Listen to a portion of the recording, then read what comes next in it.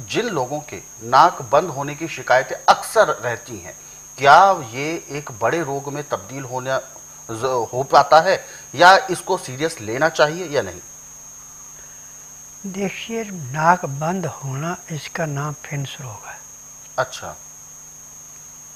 जब नज़ला नाक के अंदर सूख जाता है तो नाक से सांस नहीं लिया जाता, बहुत मुश्किल होता है। और इसका उपचार आज पूरे संसार के अंदर मेडिकल साइंस में, आयुर्वेद में, यूनानी में, होम्योपैथी में बिल्कुल नहीं है। क्योंकि मैं इसलिए इस बात को कहता हूँ कि मैं नाड़ी वैद्य हूँ, मैं जड़ी बूटियों से इलाज करता हूँ, और मेरी अपनी फार्मेसी दवाइयाँ बनाने की, मेरी दवाइयाँ रजिस्टर्ड है, पेटेंट है, इनका साइड इफेक्ट कोई नहीं है। फार्मेसी में जो दवाइयाँ बनती है, जिसका नुस्खा पूरा नहीं, लाभ कहाँ से करेगी? अब जिसका नाक बंद रहता है, इसके लिए चाहिए कि 250 ग्राम पानी लें, उसमें 2 चम्मच हल्दी पीसी हुई मिला के उसको उबालें। जब उसमें अच्छी उबाली आ जाए तो नीचे उतार लें।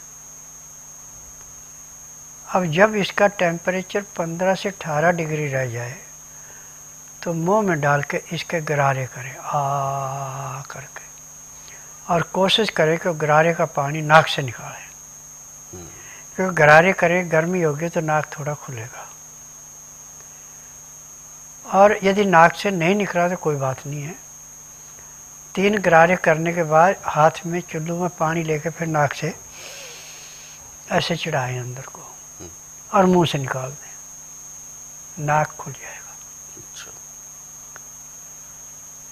अब ये आपकी टेम्परेरी रिलीफ है, परमानेंट नहीं है। परमानेंट रिलीफ के लिए आपको नाक में दवाई भी डालनी पड़ेगी। ये दवाई बनती है लहसुन, प्याज, अदरक का रस बराबर मात्रा में। जितना इसका रस है इससे दोगुना शहद, और इसमें जैसे हमने 10-10-30 ग्राम लिया है तीनों का रस, 30 ग्राम हमने शहद मिला दिया, 60 ग्राम हो गया। अब इसने हमने 30 ही ग्राम जो है गंगा जल मिलाना। गंगा जल नहीं है तो आप गुलाब जल मिला लें। अब इसको आपने नाक में डालना है। हर 2-2.5 घंटे बाद नाक में 4-4, 5-5 बूंद डालनी है। लगता बहुत है ये, परंतु अंदर से जो नज़ला सूखा हुआ उसको ऐसे खत्म करता है जैसे कूड़े करकट के ढेर को माचिस की तिल्ली जला के समाप्त करती है। अब दूसरा तरीका इसका एक और है कि यदि आप गरारे भी नहीं कर सकते और ये नुस्खा भी नाक में डालने का बना सकते हैं, तो फिर आपको उपले जला के धुआं ना रहे ऐसा अंगार बना लें। 10 ग्राम पीसी हुई हल्दी और 10 ग्राम सूखे श्वेत बासे के पत्ते मिला के आंखें बंद कर लें, और जो आपका उपला जल रहा है या दहकता अंगारा उसके ऊपर करीब 3 ग्राम डाल दें और कपड़े से आंखें बंद करके मुंह से भी और नाक से भी दोनों तरफ से धुआं जाएगा। जब ये धुआं अंदर जाएगा तो आपको खांसी भी आएगी, नाक भी बहना शुरू हो जाएगा और नाक खुल भी जाएगा। और ये नहीं कर सकते तो सुल्फा पीने वाली जो चिलम होती है उसमें हल्दी और सफ़ेद बासे के पत्ते सूखे रख के ऊपर से आग लगा दें या अंगार रख लें। जैसे सुल्फे वाला सुल्फा पीता है, ऐसे मुंह से इसका सूटा कीजिए, धुआं आएगा मुंह में, उससे खांसी भी उठेगी। और उस धुआं को मुंह के बजाय निकालने से नाक से निकालो जी। आपका नाक भी खुलेगा, आपको आराम भी ज़्यादा मिलेगा। परंतु इसमें खांस खांस के पसली में दर्द होना शुरू हो जाता है। अच्छा। इतनी खांसी उठती है इससे। और नाक से और मुंह से बलगम ऐसे निकलता है जैसे तेज बारिश आने पे नदी में बाढ़ आके उसके किनारे साफ होते, ऐसे गले के द्वारा और नाक के द्वारा वो बलगम निकल के नाक से सांस खुल जाता है।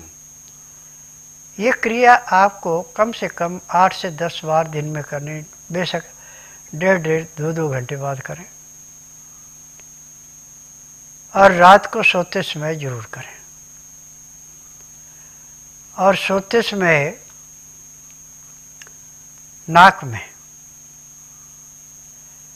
गाय का घी आपके पास है तो कम से कम 50 ग्राम घी नाक में, 25 एक साइड 25 दूसरी साइड डालना। एक साइड से नाक ऐसे बंद किया, दूसरी साइड डाला और पेट में ले जाओ, फिर ऐसे दूसरी साइड से। तो आपका रोग दिन दुगने रातें चौगुनी कटेगा। परंतु इस पर खान पान पर विशेष ध्यान देना कि इसमें सिर्फ आपको चने की रोटी चलेगी और कोई रोटी नहीं। काले चने धो के सुखा ले, सुखा के उसको पिसाना है। जब पिसाना है तो 50 ग्राम अजवाइन और 100 ग्राम तिल भून करके उस चने में मिला के उसका आटा पिसाना। और आटा भी ज़्यादा बारीक नहीं करना, जैसे नदी के किनारे का रेता हाथ में सरकता है, ऐसे सरकता हुआ आटा बनाना, तो आपको पूर्ण लाभ होगा।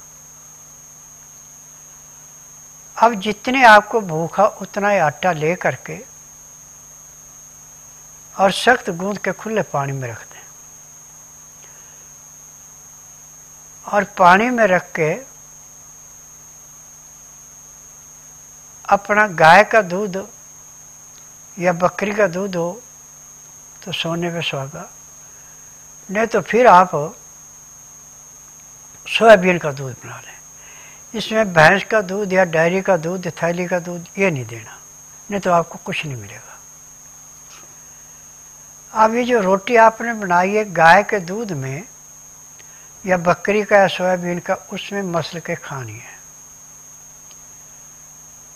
और इसमें खाते समय आप शहद भी इसमें डाल सकते हैं, दूध में गुड़ भी डाल सकते हैं बिना मसाले का, चीनी नहीं डालनी। और खाना खाते समय 2 गिलास गर्म पानी पीना है। पानी को उबाल के शीशे गिलासों में रखना ढक के। जब उसका टेम्परेचर 15 से 18 डिग्री रह जाए तो उसमें लहसुन प्याज अदरक को पीस के चटनी बना के उसका रस निकाल के उस पानी के अंदर 1-1 चम्मच मिलाना। बाकी जो आपका लहसुन प्याज अदरक का कचरा बचा है वो आपने जो दूध में रोटी चूर रखी है उसी के अंदर मिला के खा लें। तो आपका ये नाक बंद होने का रोग तो 1 हफ्ते में समाप्त हो जाएगा, और फिर से भी आपका 15 दिन में समाप्त हो जाएगा। परंतु ये क्रिया आपको 1 महीना लगातार करनी है। दिन का खाना आप 10 बजे तक खा लें, ताज़ा गर्म गर्म खाना खाना। रात्रि का खाना दिन अस्त होने से घंटा 1.5 घंटा पहले खा लें। खाना खाने के बाद दातन कूड़ा करके 5 मिनट के लिए आप वज्रासन बैठें। फिर उसके बाद उठ करके कम से कम आधा घंटा आप सैर करें। फिर आधे घंटे के लिए आप सब आसन लेट जाएं। आधे घंटे के बाद 5 मिनट के लिए बाईं साइड करवट लें, 3 मिनट के लिए दाईं साइड करवट लें। फिर सब आसन लेट करके बाईं साइड को करवट के आप उठें। आपके शरीर में इतना हल्कापन आएगा जैसे आप 8 घंटे की निद्रा पूरी करके उठे, और जो आपका खाया पिया वो भी बड़े आराम से पच जाएगा। अब आपको इसके घंटे 1.5 घंटे बाद प्रेशर बढ़ेगा, उसमें एकदम पेट ऐसे फ्रेश साफ होगा जैसे जिस सिर से बोझा फेंकते हैं ऐसे एक ही प्रेशर में पेट साफ होगा, और आपके नजले में दिन दुगने रातें चौगुनी कमी आएगी। अब पानी आपने जब भी पीना, हल्का गर्म पानी पीना है, उसमें यदि आप लहसुन प्याज अदरक का आलस करते हैं तो उस पानी के अंदर हल्दी उबाल के वो पानी पीना है। तो आपका फिन्स का रोग, नाक बंद होने का रोग ऐसे समाप्त होगा जैसे कूड़े करकट का ढेर माचिस की तिल्ली जला के समाप्त करती है। आज पूरे संसार के अंदर चाहे हम एलोपैथिक में जाएं, चाहे आयुर्वेद में जाएं, चाहे यूनानी में, चाहे होम्योपैथिक में, इसमें हम डॉक्टरों को दोष नहीं दे सकते। ये दोष है उन फार्मेसियों को जो दवाइयाँ बनाती है, जो दवाई में नुस्खा पूर्ण, तो लाभ कहाँ से होगा। परंतु मेरा एकमात्र आश्रम ऐसा है कि मैं ना तो रोगी से टेस्ट रिपोर्ट मांगता, न परिवार की हिस्ट्री पूछता, न रोगी से बीमारी पूछता। मेरा नियम है कि जिस दिन आपने आना है उस दिन बुधवार नहीं होना चाहिए, बुधवार की मैं छुट्टी रखता हूँ। गुरुवार से लेकर मंगलवार के बीच में आना, जिस दिन आना उस दिन रात्रि 10 बजे तक खा पी के दातन कूड़ा करके बड़ी इलायची मुंह में रख के चूसते रहें। सुबह जब तक नाड़ी परीक्षण नहीं कराया तब तक एक बूंद भी पानी मुंह में नहीं जाना चाहिए, ना कुछ खाना है। फिर उसके बाद दातन कूड़ा करके 5 मिनट के लिए आप अपना जो भी कार्यक्रम आप करें, और रात को सोते समय बड़ी इलायची मुंह में रख के चूसते रहें। सुबह जब तक नाड़ी परीक्षण किया एक बूंद भी पानी नहीं पीना, न कुछ खाना। 9 से 10 के अंदर अपना नामकरण कराना, 10 से 12 में नाड़ी परीक्षण करूँगा। नाड़ी परीक्षण में पैर के तलुए से सिर के बाल तक की MRI, CT scan, xray, ultrasound, ECG, sonography सब कुछ 5 सेकंड में होंगे।